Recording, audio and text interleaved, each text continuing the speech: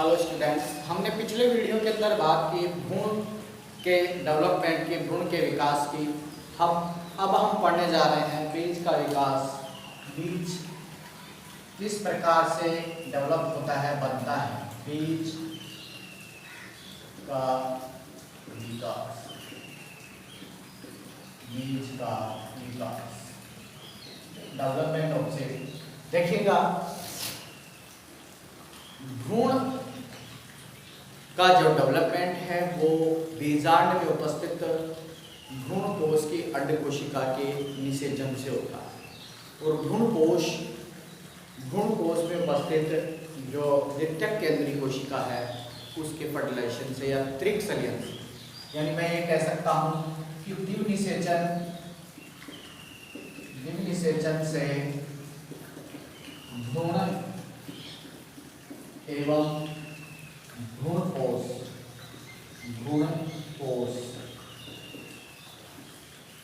का निर्माण होता है। ठीक है, निर्माण होता है। ठीक उसी समय बीजांड के परिवर्तन से, यानी निषेचन के बाद बीजांड के परिवर्तन से बीज बनता है। क्या बनता है? बीज का निर्माण होता है। ठीक है, अब देखिए बीजांड के कौन कौन से भाग हैं जो बीज के अंदर परिवर्तित होते हैं। ठीक है, तो एक तरफ मैं बीजांड के भागों की बात करूंगा, एक तरफ बीज निर्माण के समय वो किस में बदल रहा है उसकी बात करूंगा। ठीक है, यानी बीजांड के भाग, यानी बीजांड से बीज बन रहा है तो बीजांड के जो भाग हैं वो ही बीज में बनते हैं, बीज के भाग। ठीक है, यानी कौन सा भाग बीजांड का बीज के अंदर क्या बनाता है वो हम देखिए। नंबर एक बात करें, जो बीजांड का व्रंत होता है, बीजांड व्रंत। ठीक है, ये बीजांड व्रंत है वो मोस्टली हमारे पास में बीज व्रंत बनाता है, बीज व्रंत के अंदर बदल जाता है। ठीक है, नंबर दो हम बात करें, जो बीजांड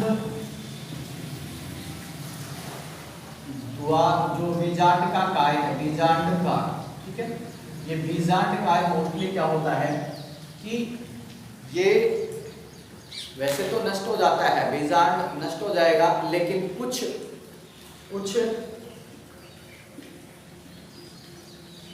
पादपों के अंदर ये बीजांड काय है, ये भ्रूण कोश के चारों ओर एक परत बना लेता है।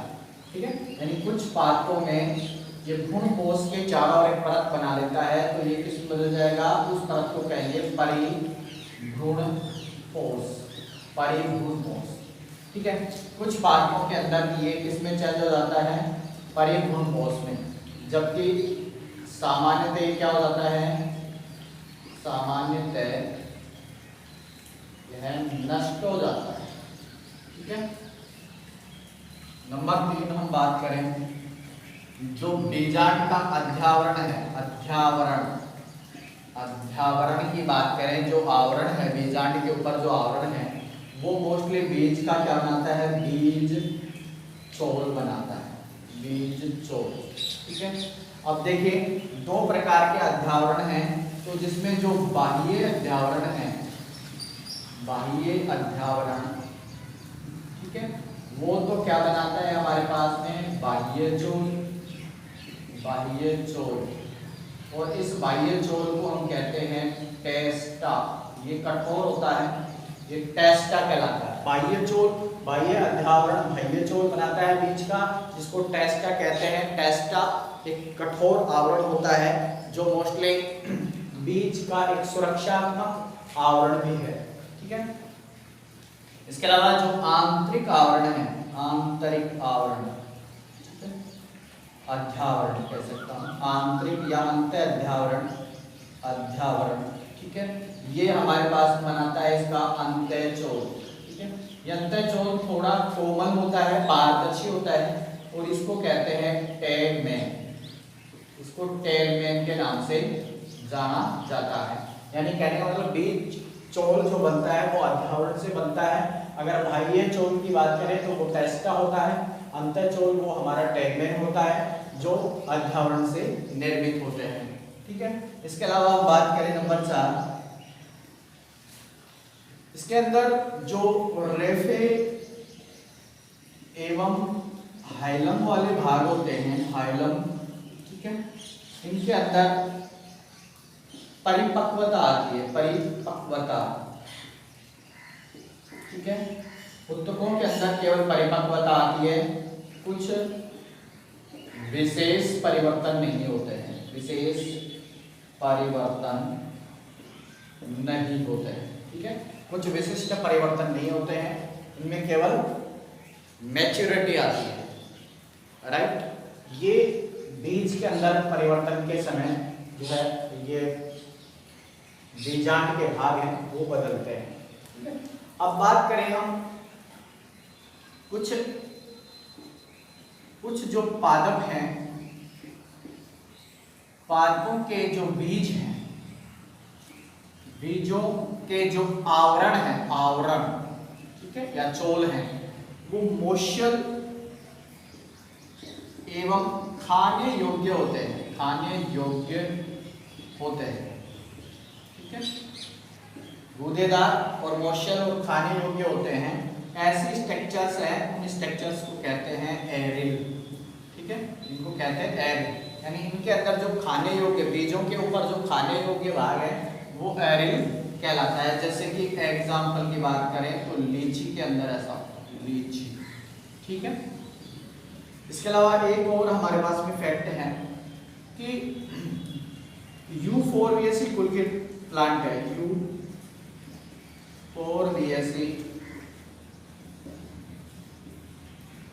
पादपों की बात करें, पादपों में जो बीज हैं उन बीजों के जो बीजांड द्वार है, बीजांड द्वार पर एक विशिष्ट सफेद रंग की संरचना होती है, सफेद रचना उपस्थित होती है, जिसको बोलते हैं कोरेंकल। उस स्ट्रक्चर को क्या बोलते हैं?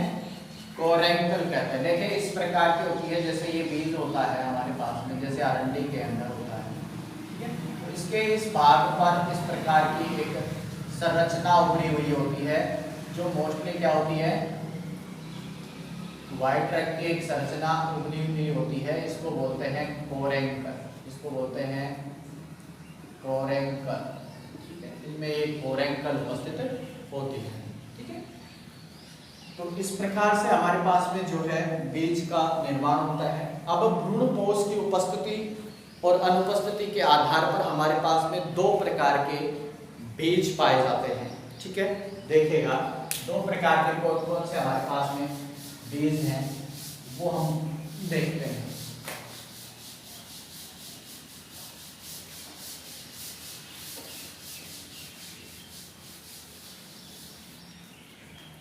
देखिए नंबर 1, भ्रूणपोष की उपस्थिति और अनुपस्थिति के आधार पर दो प्रकार के बीज होते हैं। नंबर 1 होते हैं भ्रूणपोषी, या इनको हम कह सकते हैं एल्ब्यूमिनस बीज, ठीक है, एल्ब्यूमिनस बीज, ठीक है। भ्रूणपोषी नाम से पता चल रहा है जिन बीजों के अंदर भ्रूण के परिवर्तन के बाद में कुछ भ्रूणपोष की मात्रा शेष रह जाती है, यानी कि जिन बीजों में भ्रूणपोष शेष बचा हुआ रहता है उनको बोलते हैं भ्रूणपोषी बीज, ठीक है। यानी इनमें भ्रूणपोष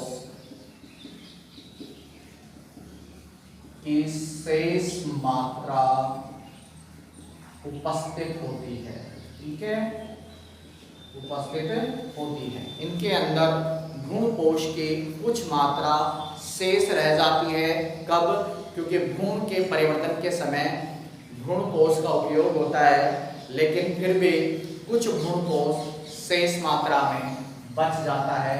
ऐसे बीजों को भ्रूणपोषी बीज कहा जाता है। ठीक है, ये मोस्टली द्विबीजपत्री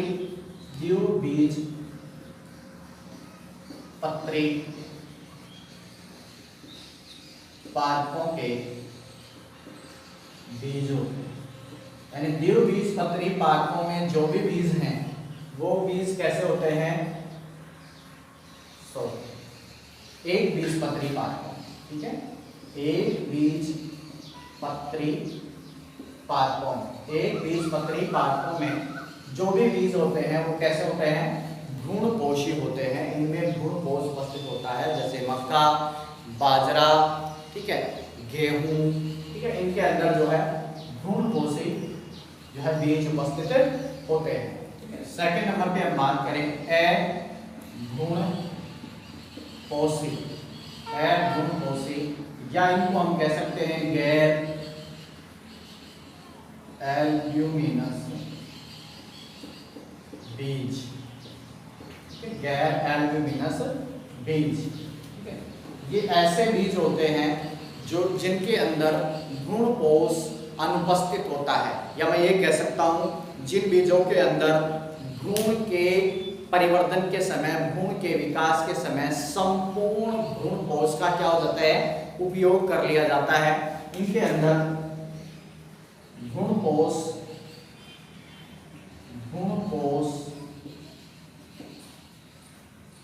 शेष नहीं बचता है।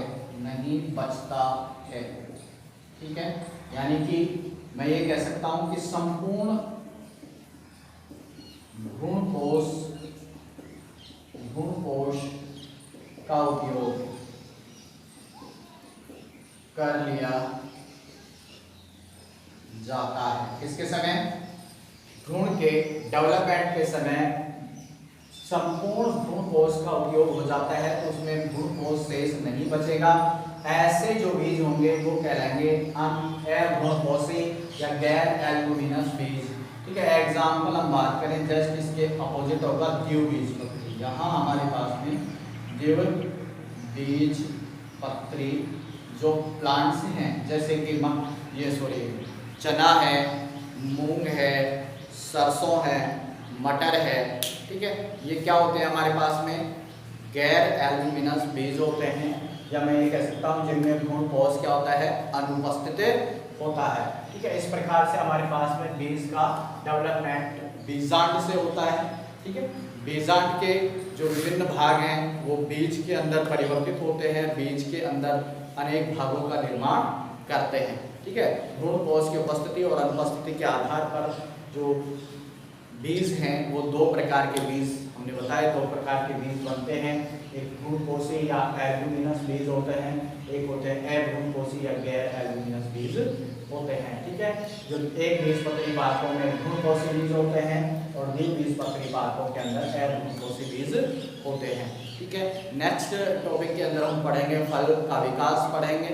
इसके अलावा हम जो है स्पेशल मेथड्स ऑफ प्लांट जो रिप्रोडक्शन है, यानी कि पादप प्रजनन की विशिष्ट विधियों की बात करेंगे।